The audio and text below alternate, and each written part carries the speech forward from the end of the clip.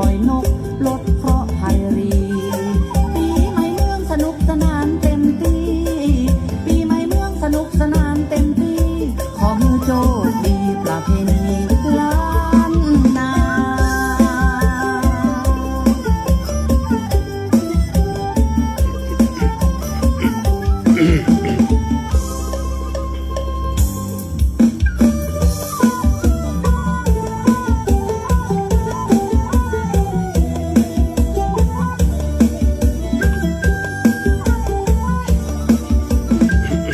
ปีเก่าผ่านแล้วปีใหม่แก้วมาถึงจิตใจร่ำเริงยามปีใหม่แก้วดอกเอื้องเพิ่งมาก็บานแหมแล้วจิตใจผ่องแผ้วถึงปีใหม่เมืองได้เตรียมตะปะน้ำส้มปล่อยงามเหลืองปีใหม่พื้นเมืองเป็นมาอย่างอีเป็นประเพณีสืบมาก่อนนา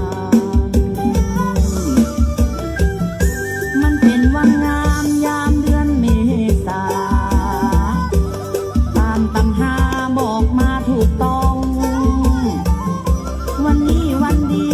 เป็นวันสังยิ่งคืนเดือนเศร้าไล่คุณสังขารเที่ยวเงินเที่ยวจานมาฟ้ากันแอวมัวสาเก้าดำหัวทำตัวเรียบร้อยกันว่ามันถึง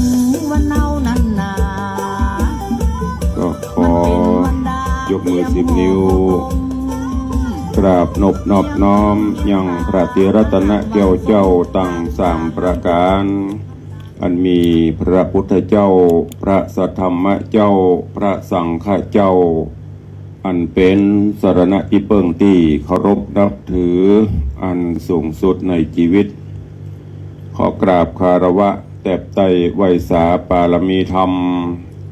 พระมหาเถรานุเถระเจ้าคณะพระสังฆาธิการภิกขุสงฆ์องค์เนนจุตนจุองค์โดยความเคารพขอเจริญสุขเจริญปอนปอออกไม่ออกศรัทธานาบุญพุทธศาสนิกชนตินจองห้องวัด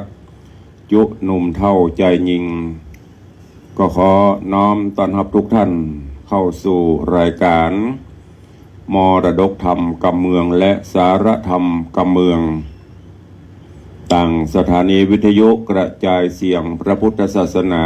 แห่งชาติและสังคมคลื่นเพื่อการศึกษาพระพุทธศาสนาและวัฒนธรรมคลื่นพระพุทธศาสนาและจริยธรรมตลอดจนคลื่นวิทยุสีขาวเพื่อเจ้าประชาส่งสัญญาณออกอากาศทางสถานีวิทยุวัดฝ่ายหินตำบลสุเทพอำเภอเมืองจังหวัดเชียงใหม่สถานีวิทยุคลื่น FM 96.0 เมกะเฮิรตซ์และวันนี้เป็นวันพุธได้รับเมตตาจากผู้อำนวยการสถานีในเครือข่ายของคลื่นวิทยุสีขาวเพื่อเจ้าประชาภายใต้การอำนวยการของท่านเจ้าอาจารย์พระครูอภิวัฒนวิกรมผู้อำนวยการสถานีร่วมกับตังผอ.สถานีทุกสถานีตั้งแต่เชียงใหม่ลำปูนลำปางแป้น่านเชียงรายพะเยาในเครือข่ายคลื่นสีขาวทุกคลื่นพร้อมกันนี้ก็ขอยกมือ10 นิ้วกราบถวายการต้อนรับและเจริญพรต้อนรับพ่อแม่ครูบาอาจารย์พระสงฆ์องค์เนนพระมหาเถรานุเถระพี่น้องญาติโยมสาธุชน FC แฟนรายการทุกรูปทุกท่านต่างหน้าจอ Facebook ไลฟ์ซึ่งได้ไลฟ์สดจาก Facebook ไลฟ์ของวัดวังสิงห์คำ Facebook ไลฟ์ของธรรมะภาคเหนือ Facebook ไลฟ์ของธรรมะคลายเครียด Facebook ไลฟ์ของทีวีวัดไฟหิน Facebook ไลฟ์ของ FC แฟนรายการญาติโยม Facebook ไลฟ์ของท่านอาจารย์พระครูสมุวิศวัตรวรกิจโจผอ.104 วัดไฟหิน ที่ได้เมตตาแชร์ได้เมตตาลิงก์สัญญาณไปทางหน้าจอ Facebook ไลฟ์ตลอดจน FC แฟนรายการญาติโยมที่ได้เข้ามาก็ได้แชร์กดแชร์เสียงธรรมกดแชร์เสียงบุญนี้ไปยังกลุ่มของเพื่อนๆของท่านเสียงตุลุงก็จะไปปรากฏอยู่หน้าจอ Facebook ไลฟ์FC หรือว่าเพื่อนๆของท่านที่ได้แชร์ไปก็เป็นการร่วมกันเผยแพร่นำธรรมคำสอนเผยแพร่สิ่งที่ดีสู่ชีวิตสู่เพื่อนของทุกรูปทุกท่านตัวเองรายการนี้ดำเนินโดยกล่าวกับผมอัตมภาพพระครูวิสิตศรีลาภรณ์รองเจ้าคณะอำเภอเมืองเชียงใหม่เจ้าอาวาสวัดวังสิงคำตำบลป่าแดดอำเภอเมืองเชียงใหม่จังหวัดเชียงใหม่เป็นผู้ดำเนินรายการก็ได้นำเอาเสียงธรรมะสาระดีๆมาเทศนาเล่าจาอู้สู่พี่น้องญาติโยมศรัทธาทางต่างเฟซบุ๊กไลฟ์ทางต่างสถานีวิทยุกราบขอบพระคุณครูบาอาจารย์ทุกรูปทุกองค์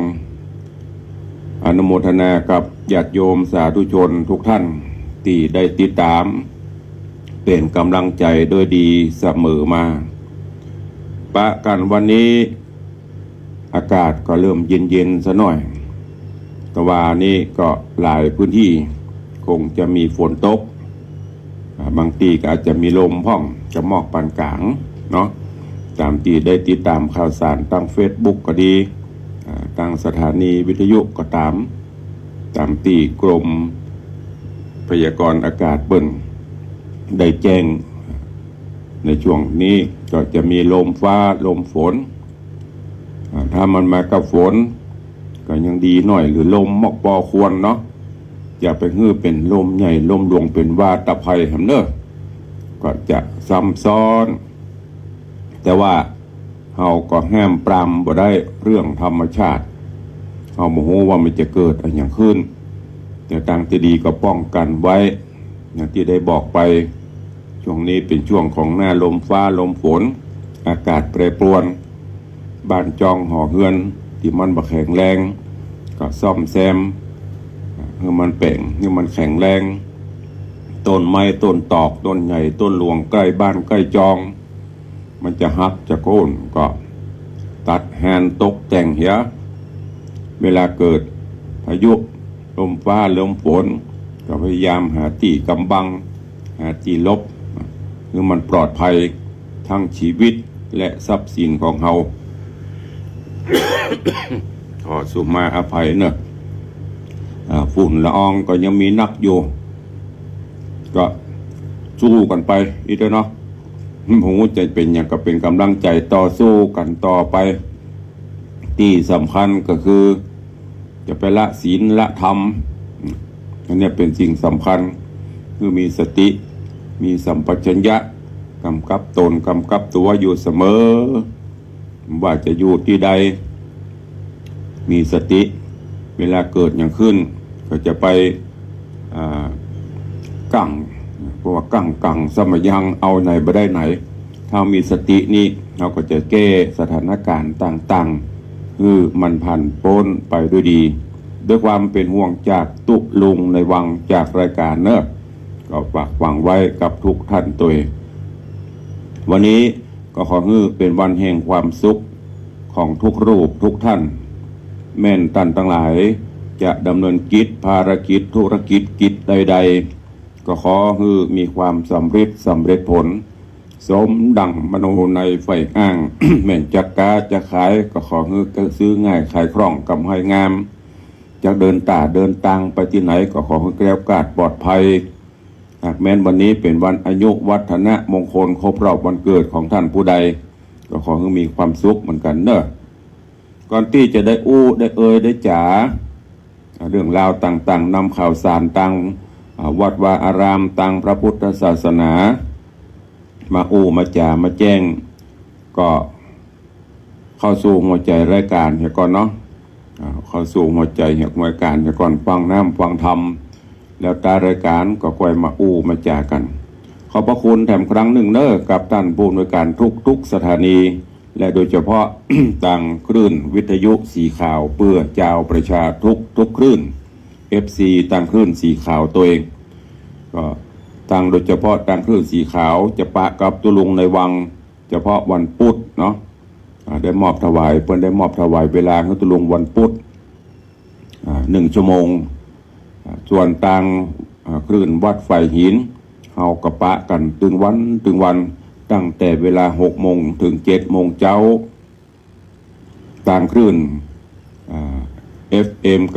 96.0 คลื่น96กระปะกับตุลุงในวันพุธวันพฤหัสวันศุกร์วันเสาร์วันอาทิตย์วันพุธพฤหัสศุกร์ก็บ่ายโมงถึงบ่าย2 โมงวันเสาร์วันอาทิตย์ก็บ่าย3 โมงถึง4 โมงอันนี้เป็นพังรายการที่ตุลุงดำเนินการส่วนทาง Facebook ไลฟ์ก็ถ้าบัติดกิจการได้ก็ปะกันตึงวันนะนี่ก็นำเรียนแจ้งให้ทุกท่านตัวเองถ้าวันใดหายไปพ่องก็โดยเหตุบางเตื้อก็ศาสนกิจมีบางเตื้อก็ด้านสุขภาพพ่องแจ้งให้ทุกท่านโดยเดี๋ยวว่าโอ้ถ้าตุลุงหายไปไหนเหี้ยหมดวันนี้ก็มาฟังกันต่อทำกรรมในเรื่องของหูกฟ้าแมงคานพี่น้องตังคลื่นสีขาวเขาก็ฟังได้เนอะเพราะว่าเป็นทำเมืองเป็นทำข้าว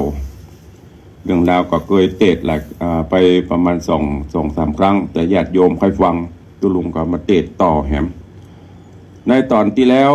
เรื่องราวดำเนินมาถึงยังโพธิสัตว์เจ้าแมงคานหลังจากที่พรหมจารี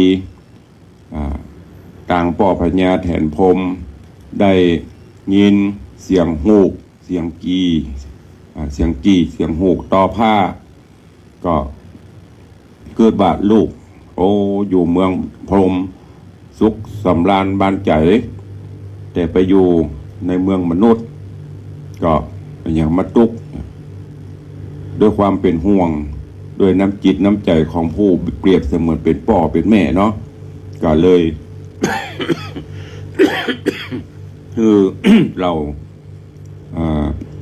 เทพบุตรทั้งหลายมาเอาตั๋วไปก่อนที่พรหมจารีจะไปก็ได้เขียนลายแต้มลายไว้บอกฮือกับโพธิสัตว์แมงคานว่าพี่เหยพี่อย่ามารับลมจะอันปล้ำปเหลือ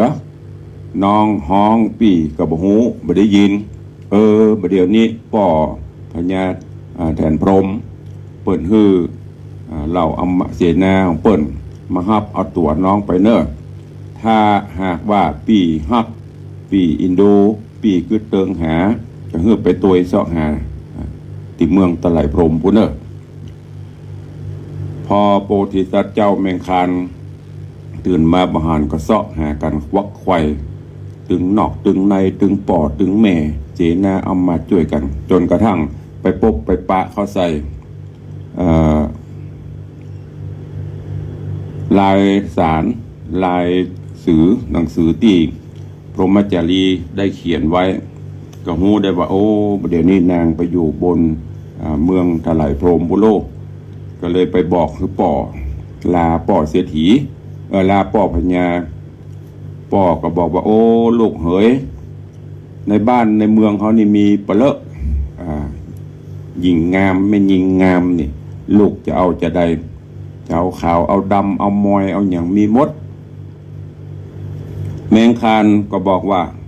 โอ้มันบ่เหมือนกันเนาะมีนี่มันมีปะเลอะเหมือนเสมือนไม้ในป่ามีปะเลอะไม้แต่ไม้ที่เราต้องการมันบ่มีเพราะนั้นก็จะขอลาป่อลาแม่เพื่อที่จะไปตัวเสาะตัวหากับอันพรหมจารีจากนั้นก็ขอตัวรามเสนาอันเป็นเปื้อนไปห่วมกัน2 คนพ่อแม่ก็อนุญาตรามเสนาก็ไปลาพ่อลาแม่เช่นเดียวกันเพิ่นก็อนุญาตปงปันเพื่อไปเป็นกู้ในตอนที่แล้วเพิ่นกำลัง เตรียมมาเตรียมอย่างที่จะไปตัวเองหาที่เมืองตะไลพรหมระวังแมงคานโพธิสัตว์กับรามะเปื้อนกู้หูเปื้อนตายไอ้เด้อไม่ใช่เปื้อนกินนะโบราณว่าเปื้อนกินนี่หาง่ายเปื้อนตายนี่เสาะหายากแต่รามะเสนานี่เป็นเปื้อนกู้ปารมีเป็นเปื้อนตายแตนก็ได้ก็เลยพร้อมกันจะออกเดินทางเรื่องราวจะเป็นจะใดขอเชิญทุกท่านติดตามรับฟังพระธรรมเทศนาปืนเมืองเหนือเรื่องหูกฟ้าแมงคานในตอนต่อไปณโอกาสบัดนี้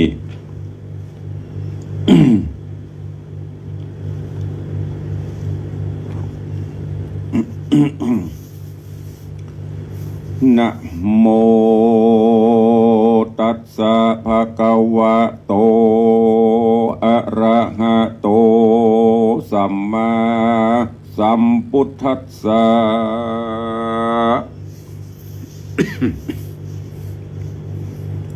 ลำดับธรรมันเตสนามาหอดเข้ามาจอดเติงตันเทิงปัญจขันตวนแห่ปางเมื่อพระนอลาแมงคานกับเจ้ากุมารรามะเจ้าได้ต้องเต่าไปหานางพรหมจารีบนมหาปุรีฝากฟ้าอันเป็นเมืองเนาะแหล่งลาตะไรพรหมโดยมีมโนรมไฟของยังพระนาถน้องพรหมจารีอันใดพรากหนีไปอยู่เมืองพรหมวันนั้นขอสัพพุริสเจ้าทั้งหลายอันยายเวทเฝ้าฟังยังทำพระเจ้าหนอโปธาจุงตังโสตาฟังไปฮือทีก็จักได้หูจักที่อันเป็นบาปเป็นบุญหูจักต่างกุลและโตดอันใดบ่มีประโยชน์จุงวางเหียอันใดและเดมีกุลแต่ใส่จุงควรเก็บไว้กับตนอันบันดาจุงหนหนีจุงมีขันตีไปจะใจก็จักได้เถิงทองยังมักกากองวิเศษจะเล่นนาเตอุโพในกาละยามนั้นอันว่าเจ้าแมงคานกับเสนาหารรามกุมาราเสด็จขึ้นบ้านขึ้นมามะนีกาเกวมามิ่งเกวอาชาก็เหาะไกกาไปสู่เมืองบนเหาะสานบนหนอากาศโดยเตจะอำนาจปุญญาปอมเมเอกฟ้าไปบนว่าจักไปตามหานางตามนพรหมจารีว่าอันก็มีวันนั้นและนาโสราชาอันตวนอันว่าพญาธรรมกิติราชพร้อมโดยนางนาถเทวีฟุ้งประชาจีน้อยใหญ่หันเจ้าหน่อไทยแมงคานกับเศษนาหันเปื้อนเจ้าขึ้นขี่ม้ามณีกาต้องเต่าเหาะขึ้นสู่เวหาพอหันสุดสายตาลับลอยไปก็ปากันร้องไห้ปริเวทนาร่ำไรไปมาแสบไม่เพราะอาลัยสองแก่นไทยกุมันก็มีวันนั้นและนาตะตาในกาละยามนอนส่องนอจันกุมาลา อันมามะนีกะเกียวปลาเหาะขึ้นไปสู่เวหาก็รีบเรียวลาบ่จะไปดำสายฟ้าแม่ปลายเรืองด้านเมฆเมืองตึงแผ่วหอดป้นด่านขอดฟ้าจักรวาลนอ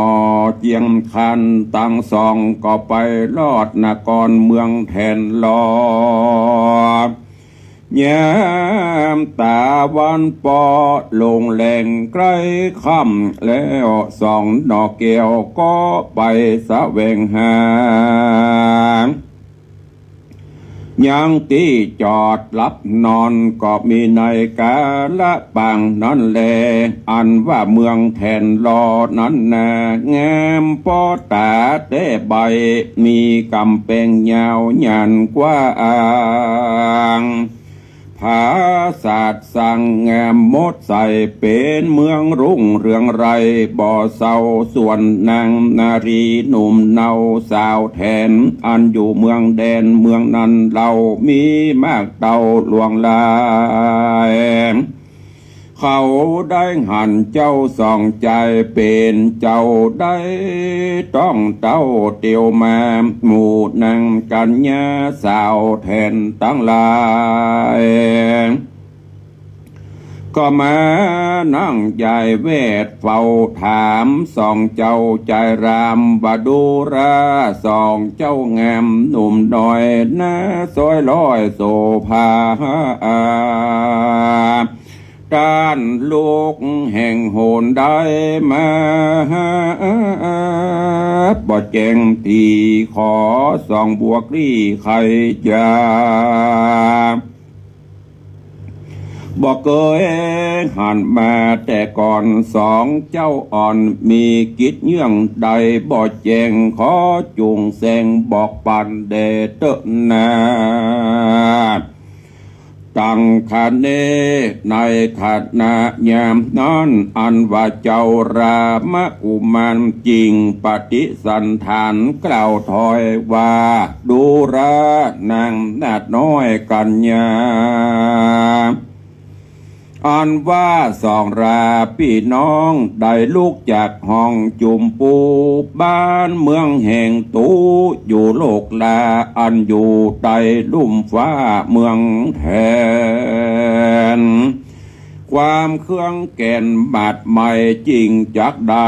มาเถิง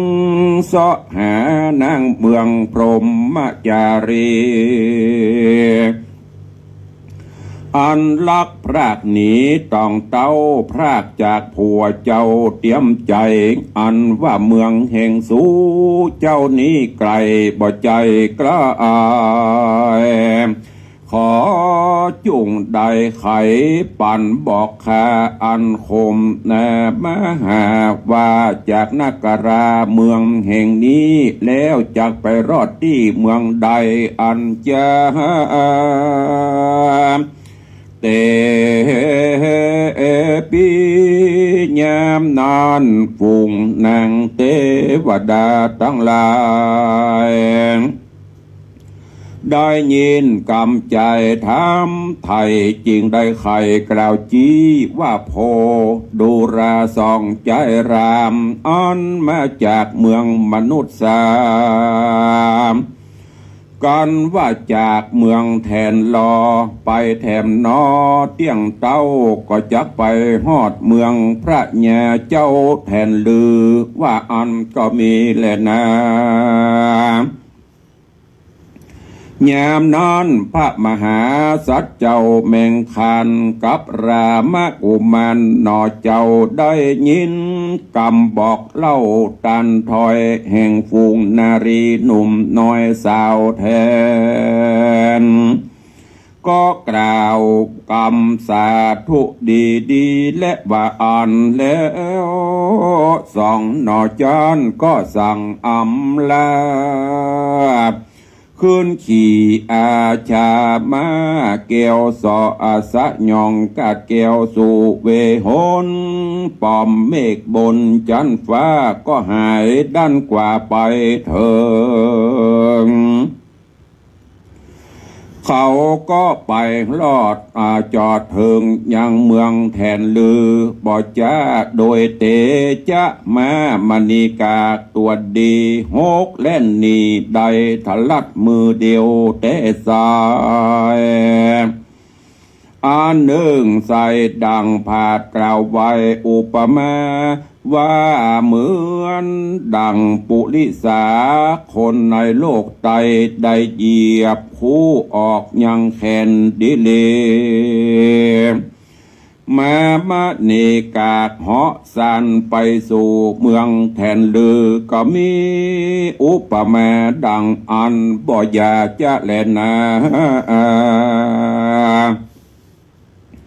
ตัดสะมิงคเนในขณะยามนอนส่วนอันว่าหมู่นางสาวเมืองแทนลือเขาก็มาแวดล้อมส่องเจ้าถามยังพระนอนเนาเมงคานจังเสนาหันลามะโดยกำงามพระพอยถามตันถอยเสียงหวานว่าดูราดามดูกราสาลีเจียงคานตั้งสองหนุ่มน้อยนาจื่นจอยเจยโจมห้างคิงกลมขาดเขี้ยวเจ้าสองหนอเกี่ยวองค์ใจได้ผ่านภายมาสู่เมืองนี้แล้วโดยกิจสั่งอันใดเราจะขอจุงไข่ตามถอยฮือเก็บฟุงนางน้อยจะทำนี้เดทลายามนอนอันว่ารามเสนาก็ใครจะตอบถอยว่าพัดเทดูรานางหมู่น้อยกันยามอันว่าสองขาองค์ใจมาจากเมืองไกลบอกไก่เปื้อมาเสาะหานางนาไทยพรหมจารีตนเป็นอักกะมเหสีแห่งพญาเมงคันเจ้าฟ้าอันนางลักไว้นานีมาสู่เมืองพรหมโตกาจันฟ้าแม้นว่าสู่หมู่กัญญานาดน้อยยังหูจักดีเมืองตะไลพรหมขอจุงบอกหนตังฮือข้าตังสองหูพ่องเด็ดเตกว่า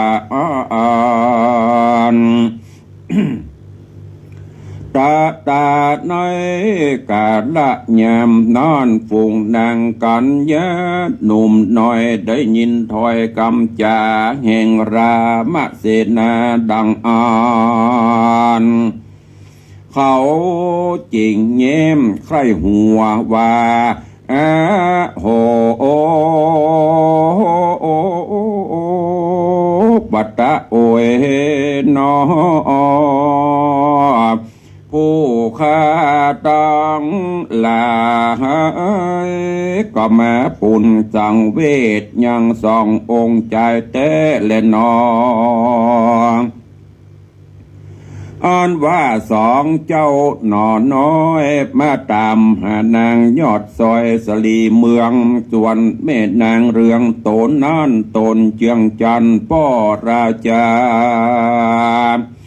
ชื่อว่าพญาเจ้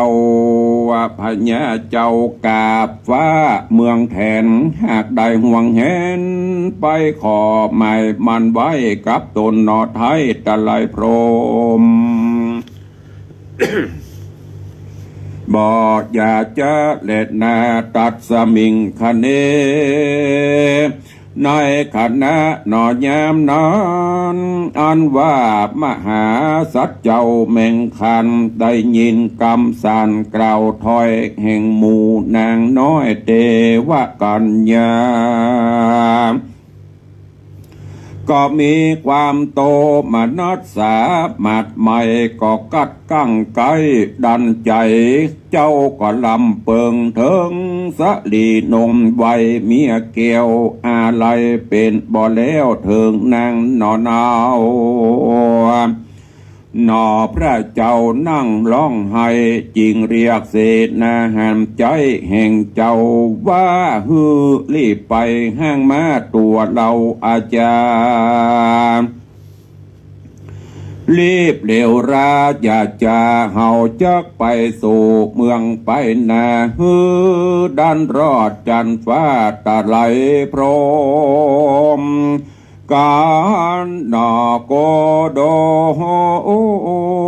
โอมโพธิสัตว์เจ้ากล่าวแล้วรามเสนาเกียวตันใจก็รีบไปแห้งอาจารย์ในบ่อจาแล้วก็อัญเชิญเจ้าฟ้าแมงคานขึ้นนั่งบนอันมาเกี่ยวเหาะขึ้นแล้วสู่เมืองบนโดยหลวงหนอากาศมาก็เหาะยัวลิญาตบ่อจ้าเพาะกำลังมาอาจารย์ในก็ได้โพสต์ไปถึงห้องเขตอันเป็นประเทศเมืองพญาแทนคำก็มีบ้านนั้นแหละนาลิโย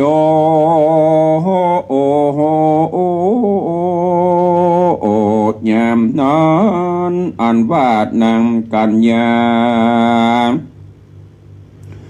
สาวแทนตั้งหลายมีมากมายบ่น้อยนับอันร้อยอันปันมาจุมนุมกันพร้อมกันในส่วนนั้นตะวันที่นั้นหมู่เขาก็ได้เง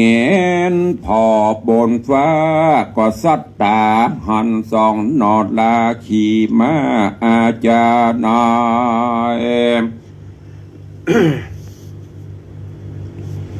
เหาะเหินมาในจุจอดเข้ามาถึงเมืองเต่ารอดแทนคำหมู่นางกัญญาตั้งหลายก็มีความสะลังสังกาใจว่าเป็นพาหายเมืองใดมาแต่มีความประสงค์แก่อันใดยามนอนและนางเลยฝูงนางกันแย่น้อยนอนเนาก็ปากันวิ่งเข้ามาหาทำอาการขี้ยะแต่เก่าว่าโพดุราด้านเจ้าตั้ง2 ปีน้องลูกจากประเทศต้องเมืองใดมามีกิจจาอันใดไปแจ้งขอจุงแสงบอกปันเกหมู่ข้าน้อยฮือฟังแด่ทลายามนั้นส่วนอันว่าเจ้ารามเสนาก็บอกใครจะกล่าวว่าขอเขาหูข่าวกันมาคือเขาหูข่าวกันมาว่าพัดเทดุรานางเทวกัญญาตั้งหลายอันว่าส่องเฮาใจมาลอดนี่ก็หากลูกจากเมืองมนุษย์สาปูนมาเล่าโดยว่าเจ้าฟ้าแมงคานอันเป็นพระญาหารที่ไวจักมาโดยหานางนาถไทยพรหมจารีอันใดพรากหนีเจียนจากเมืองมนุษย์ชาติโลกา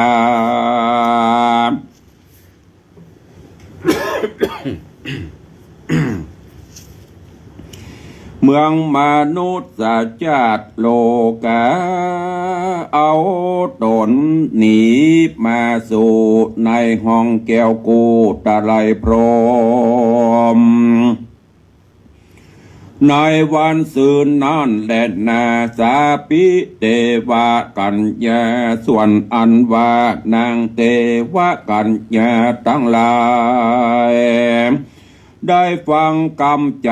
กล่าวแล้วหมู่นางกัญญาเกี่ยวสาวสะวันก็ปากันใคร่หัวตอบถอยว่าโพปุริสะดูกราด้านตั้งสองคืออันว่านางสลีบุญคือบ่อเศร้า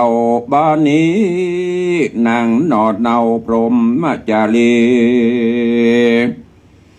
หากได้มีกู้เฝ้าเพราะเจ้ากาบฟ้าเจ้าไปมั่นหมายเอาจักเอานางเมตนาจักเอานางเมตนายไปเป็นอากาเทวีบอกกาดหมู่ข้าน้อยนาดก็ได้ยินกรรมมาเขาเข้าโสตาตั้งสองเตียงเต่าเป็นสัตว์จริงแต่เราบ่สังกาจะแลนาโสโอโอมหาสัตโตแย้มนานพญาพระมหาสัตว์เจ้าได้ฟังกรรมเล่าจะขานก็มีความทุกข์ผันเอาไม่กัดกั้งไกใจตนหัวอกเมาวนปั่นกวางดังจ้อตุงจ้อจ้างอันปักกวางไว้บนดอยสูงบอกกาถูกลมปัดปาดไปมานอพระพุทธาเป็นเจ้าทาร้องตุกมากเล่าน้ำตาบ่เหือดนากึดถึงหานอฟ้าเมียควันหัวอกตันนักนองได้ให้ล่ำรองไปมาก็มีวันนั้นแหละนาตาสะมิงคเนในขาดนายามนานส่วนอันวารามเสนาก็ปากจากกำทำถอยถามยังนางนาดน้อยเทวกัญญาว่าพัดเพดูการานางกัญญานาดนองหนต่างพ้นจากเมืองแทนนี้ไปเราจากไปลอดเมืองแทนเจ้าอันไหนจาหมู่นางเทวกัญญาได้ยินคำจะทำไทยแห่งเจ้านาอาทายรามเสนาก็ใครจะกล่าวตานว่าโพปุริสะดูราด้านตั้งสองเป็นเจ้ากันว่าพ้นจากเมืองแทนคำนี้เล่าก็จักไปรอดเมืองเจ้าแทนวานว่าอันก็มีแลนาตัดสะตังกะทังสุตัวกันว่าสองพระเป็นเจ้าได้ยินกรรมจะแห่งนางเทวกัญญาบอกแจ้งแล้วส่วนเศษนาเกวเตรียมใจก็จะกำใหญ่เล่าลมควันเจ้าฟ้าว่าดูราปี้เป็นเจ้าขอจุงโอดบ้านเต่าเสียยังความกังวลอันว่าคนมีใจมองไม่นักกั้งไกลงลายเตียนย่อมบ่หันแกนสารอันใดสักญาติหมู่นักผาดไขจาว่าอย่ามีความกังวลโศกไม่จุงมีสติรักษาใจ ยามเมื่อยามมีภัยถูกต้องจุงกอยพิจารณาหาจ้องต่างดีก็มีแหละนานิธิตังขีญาสังวันนาวิเศษจากห้องเหตุธรรมเทศนาหูกฟ้าแมงคันผูกหาตอนที่หนึ่งก็บังโกมสมเร็จสะ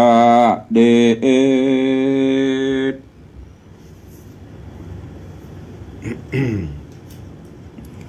พระธรรมเทศนาหูกฟ้าแมงคานลำดับการมาถึงผูกแห่ตอนที่หนึ่งก็โป่งวางไว้เต้าอี้ก่อนเนาะก็ติดตามฟังกันไปเรื่อยๆในตอนนี้ตึงสองคือแมงคานเจ้าฟ้าแมงคานกับรามะกู้ปารมีธรรมก็ล่ำลาบิดามารดาพ่อแม่แล้วก็ปากันเหาะสะหย่องซัน ไปยังบนเมฆฟ้าเพื่อไปติดตามซอกหายังจันตะเทวีพรหมจารีไปซอกหาพรหมจารีด่านแรกก็ไปถึงเมืองพรหมไปถึงเมืองแถนลอแถนคำแถนเงินแถนหวานเนี่ยหมู่สาวแถนตั้งหลายหันก็เปิ้งใจจวนอยู่ก็มีใครอยู่สักคนและปานปอก็ยังได้รับกรรมนางสาวพญาแถนตั้งหลายก็บอกโอ้ตันเจ้า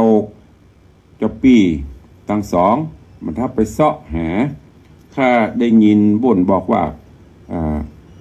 มีพญาแถนเปิ่นมาจับมาจ่องไว้ละประเดี๋ยวเปิ่นคงจะยกฮือละก้าแมงคานโพธิสัตว์ได้ยินซ้ำปดโตใจตุบตับมาก็เลยถามว่าจากนี้ไปเมืองอะไรอย่างแหมสาวแทนตะไลก็บอกเป็นเมืองตั้งแต่ตะไลตั้งแต่เมืองแทนคำแทนลอแทนเงินแทนหวานโอ้มันก็ยังบ้านเฮาเหรอลูกเชียงใหม่กับไปหลับปูนกับไปลำปางกับไปเมืองแป่เมืองน่าน กว่าจะถึงกรุงเทพถามไปตลอดแต่ละปีแต่ละแห่งก็ได้รับคำตอบไปตอนนี้ยังบัดถึงเมืองตะไลพรหมเตื้อยังอยู่ระหว่างหนทางอยู่แล้วก็ในระหว่างทางก็ได้รับกรรมบนห้องอย่างกรรมทวงติงหรือกรรมชี้แนะชี้นำต่างๆนานาโดยเฉพาะอย่างตอนใกล้จะจบเนี่ยคนบอกว่าท่านเจ้าจะไปเมาภาวะพะวงกังสมัยยังควรจะวิเคราะห์ไต่ตรองเมื่อมันดีๆง่ายๆก็คือมีสติอย่างที่ตุลุงบอกนะจะไปฟังห้าวจะไปฟังมีอารมณ์ตีกึดไปตังปูนลำไป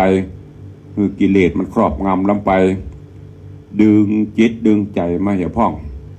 ก่อยคิดก่อยทำก่อยพิจารณาเอาแล้วเราจะประสบความสำเร็จนะก็เดี๋ยววันต่อไปตุลุงก็จะมาสรุปให้ฟังเนาะวันนี้ก็โป้งวางใบเต้าอี้ก่อนเนอะขอบพระคุณและอนุโมทนากับทุกท่านที่ได้ติดตามรับชมรับฟังเป็นกู้เป็นกิมกันมาตลอดเวลาใต้รายการก็เหลือแถมหน่อยก็จะได้ประชาสัมพันธ์ข่าวสารญาติโยมศรัทธาเนอะวันพรุ่งนี้ที่วัดบ้านโป่งอำเภอแม่แตง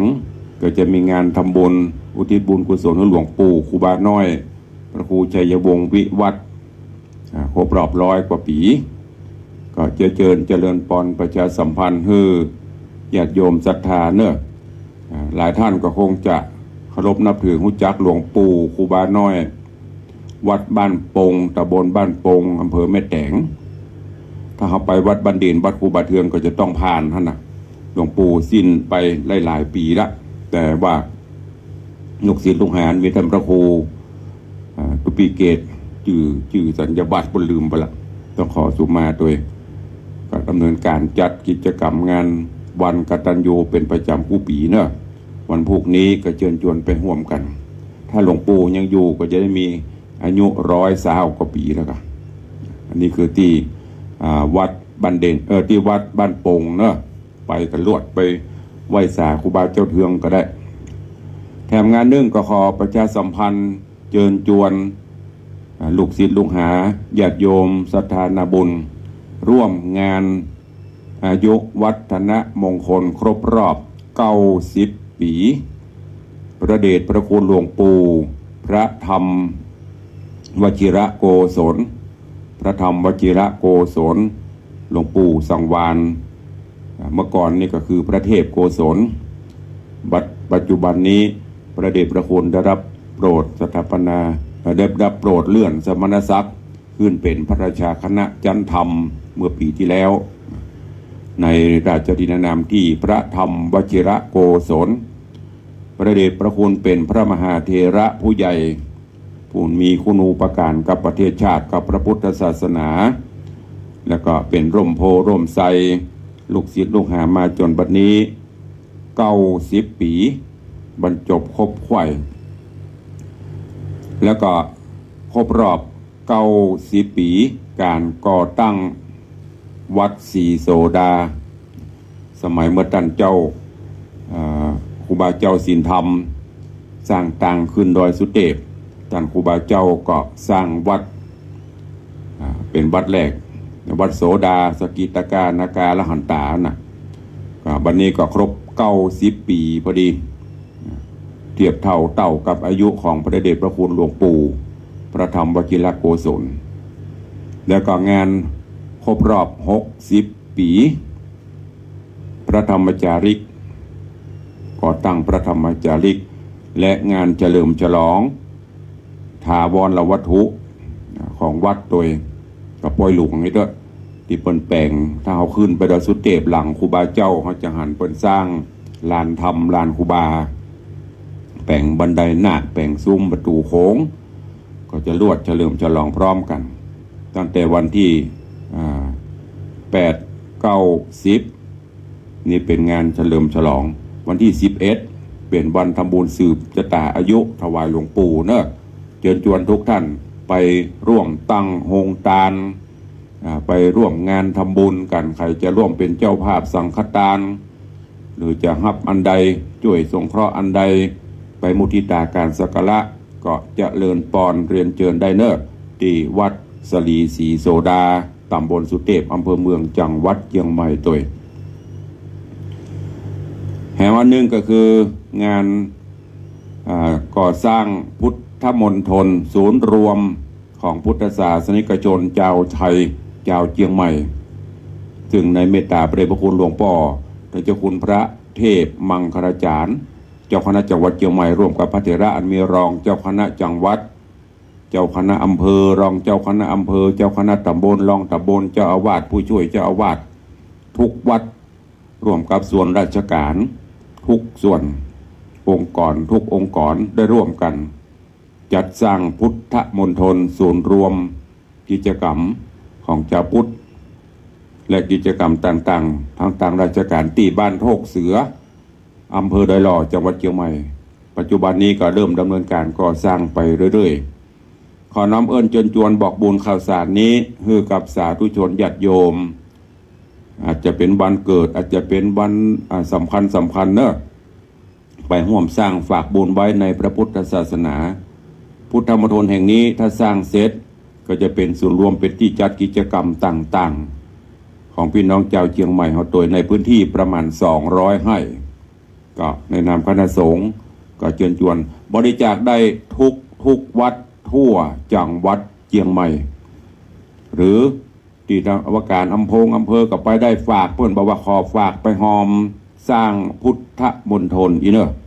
แล้วก็จะถึงหมดเลยก็นำเรียนแจ้งทุกท่านตัวในวันที่6ที่วัดต้นปินตำบลแม่เหีย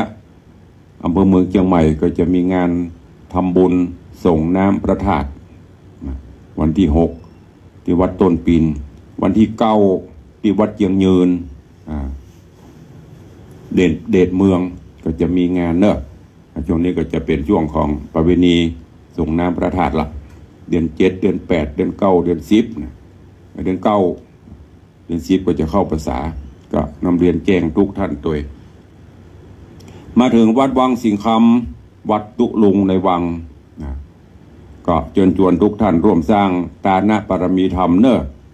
ตุลุงกำลังแปลงกุฏิสงฆ์หงหลวงถ้าเป็นบ้านก็คือแปลงเฮือนตอนนี้อยู่ห้องชั่วคราวฝนตกฝนทำมันก็หัวอยู่เนอะแต่ว่านี่ก็เฮือนโยมบนไปซื้อใช่ไหมแถบกาวยาหลังคา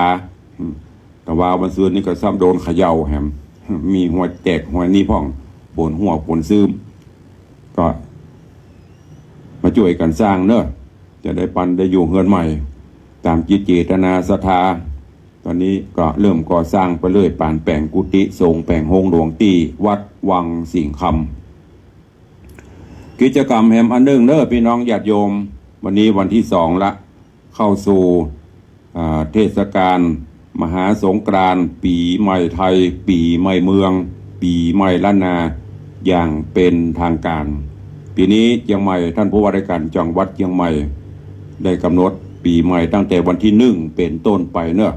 แต่ว่าที่วัดพระสิงห์หลวงเพิ่นก็มีการเปิดงานละวันมหาสงกรานต์ปีใหม่อดน้ำเล่นน้ำกันไปจะล้างฝุ่นเอาความชุ่มฉ่ำตัวและในโอกาสปีใหม่ล้านนาเฮาจะมีการกิจกรรมหลายอย่างตานขันเข้าขันน้ำหาพ่อหาแม่หาปิตามันดาครูบาอาจารย์ผู้มีพระคุณกิจกรรมแปลงก่อเจดีย์ทรายกิจกรรมก่อตานไม้กำสลีกำโจกจตาเสริมปรมีกิจกรรมปล่อยป่ากิจกรรมสุมากระวะขอศีลขอพรพระมหาเถระครูบาอาจารย์ดำหัวป่อดำหัวแม่ผู้มีพระคุณอันนี้เป็นกิจกรรมอันดีเป็นประเพณีที่ปฏิบัติกันมาเจนเมาะเจนมอนเจนบรรพบุรุษบรรพชนธรรมาละที่วัดวังสิงคำญาติโยมศรัทธาที่เคยเป็นเจ้าภาพปูจาไม่กำสลีกำโจกกำใจกำเสริมบารมีกำจตาในแต่ละปีปีนี้ญาติโยมก็ถามตุลุงแปลงก็มีก็ฉลองศรัทธาเนอะมีท่านผู้ใดจะเป็นเจ้าภาพก็โทรศัพท์เข้ามาตอนนี้ก็มีประมาณ20 กว่าเล่มปีนี้ก็คงทำไว้ให้บรรนักเพราะว่าภารกิจก็หลายมีเวลาได้แปลงตัว ขอสุมาอภัยเนอะเสียงเห็มเสียงไอไป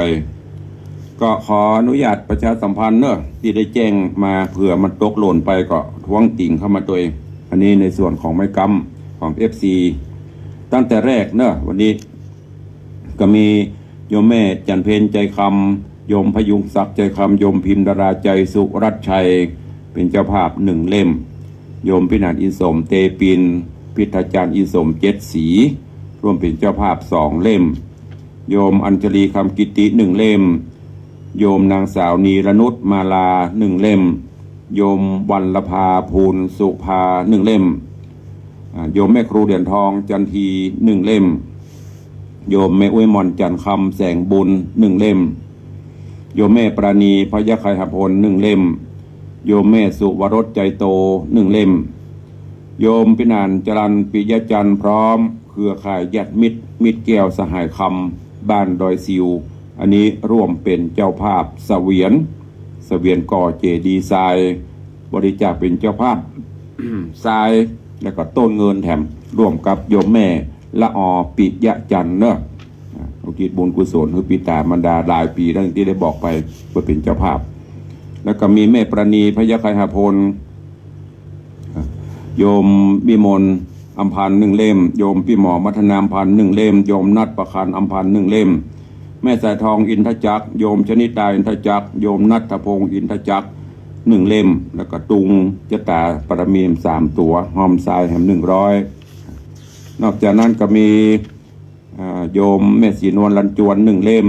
พระเท่าพงศ์แม่เท่าบังเงินบุญชัยโยมพรตรีโยมแสงสาบุญชัยเด็กชายแสงเมืองเด็กหญิงอัญชลีบุญชัย1 เล่มแม่บุญปั่นมีงาน1 เล่มโยมสุพรรณี กันทิยะหรือว่าโยมสุพนีเมืองมาโยมทันชนกเมืองมาร่วมเป็นเจ้าภาพไม้กำ1 เล่มตุงร่วมเป็นเจ้าภาพไม้กำ1 เล่มแล้วก็หอมตุงหอมทรายตัวเองรวมเป็นเงิน 1,000 บาทโยมแม่สีจันทร์หัวหน้าลิเกสมานชัยนันทศิลป์1 เล่มโยมป่อวิชัยแก้วมหาคนโยมแม่สมศรีพรหมเมืองโยมนางสาวสศิธรพานแก้วโยมดินกรพานแก้วโยมกิตภาสธรรมรักษาร่วมเป็นเจ้าภาพไม้กำ3 เล่มเป็นเจ้าภาพตุงเป็นเจ้าภาพทรายอันนี้จากจังหวัดเชียงรายเพิ่นเด้อรวมทั้งหมดเป็นเงิน 3,000 บาทโยมสุภัทรหินเกย1 เล่มโยมพี่อนัทพจน์จากนลินทร์1 เล่มหอมทราย100โยมปี้ชิชบาหรือว่าโยมปี้สมพรรัตนังร่วมเป็นเจ้าภาพ1 เล่มอนุโมทนาขอบคุณตัวเองตกหล่นไผ่ไม่ได้ยินจื่อแจ้งตุลุงตัวเนอะอันนี้ส่วนของ FC แห่งบัญชีแห่งมันหนึ่งเป็นของวัดวังสีคำนั่นก็กล้วยประกาศมาดุลเหลือเวลาท้ายรายการแห่งประมาณน้อยหนึ่งใครจะอู้จะแจ้งผลการรับฟังกับตุลุงเข้ามาได้เนอะ0817836540สายแรกจะมาจากที่ไหนทางใดเข้ามาส่วนพี่น้องญาติโยมตัง FC หน้าจอกรรมตุลุงจะไปไล่ตอบเนอะทางหน้าจอตอนนี้ตั้งหน้าใหม่ตั้งบ้านตั้งจองวันนี้สัญญาณลิงก์ไปไหมคลื่นสีขาวก็ดีคลื่นปกติเขาก็ดีใครจะรายงานตัวเข้ามาเนอะเวลาบวยเนอะจะหมดแล้วนะได้ยินก็ยกโทรศัพท์หมุนเข้ามาเลย0817836540ดับปิง มีสักสาย FC ทั้งบ้านวันนี้ถ้าตึงรวมตึงคลื่นสีขาวประมาณ10 กว่าสถานีปรากฏว่าไม่มีใครฟังสักคนมีหรือเปล่าฮัลโหลเข้ามาขอเสียงหน่อย อันนี้ทางบ้านเนอะทางบ้านทางสถานีวิทยุเมาอยาการกันตัวฟังพ่องไม่ได้ฟังพ่องกำเป็นยังนึกว่ามีใครฟังตะลงมีอยู่เลยเจริญปอนสาธุสาธุโยมอารีสดับสายแรกวันนี้1 เดียวสายเดียวมีไหมทดเวลาบาดเจ็บให้หน่อยถ้ามีจะได้ล่ำได้ลากันเด้อหรือว่าใครอูดทางหลังไม้ใครห่วงบุญกุศลใดๆสามารถโทรเข้ามาหลังไม้0817836540เจริญปอนเมืองแกนพัฒนาสายที่3เจริญปอนจากไหนจากดังใดจากที่ไหนไผฟังคำถามด้วยไผเป็นนวลยอดคำปันสาธุอนุโมทนาเนอแม่นวลยอดคำปันสารกำแพงสาธุเจริญปอนสายต่อไปมันจะมาออกกับสุดท้ายเนี่ยตุเจ้าแม่หยังมาลงแดงเจ้าแม่หยังใหม่ลงแดงให้สมทรงสิทธิตาสาธุนะแม่เนอสมทรงสิทธิตาจากร่องหัวแดงสาธุใครจะอุดตัวแหมขจายโทษเวลาบาดเจ็บหน่อยเวลาหมดแล้วนะตั้งหน้าจอมันจะไปออกกับสุดท้ายตะลุงแห้งเวลาไว้หน่อยมาแห้งก็จะใครอูเอาแล้วเนาะเดี๋ยวเข้าไปท้ายรายการเดี๋ยวมันจะไปเบียดเวลาของทางสถานีปะเนาะวันนี้ก็ขอลาจากกันไปก่อนปะกันใหม่ในวันต่อไปเนอขอความสุขสวัสดีจุงบังเกิดมีกับทุกท่านอยู่ดีมีสุขมันก็จุตนจุองจุผู้จุผลเนอจัตตาโรธรรมาวัฏันติอายุวันโนสุขังปะลัง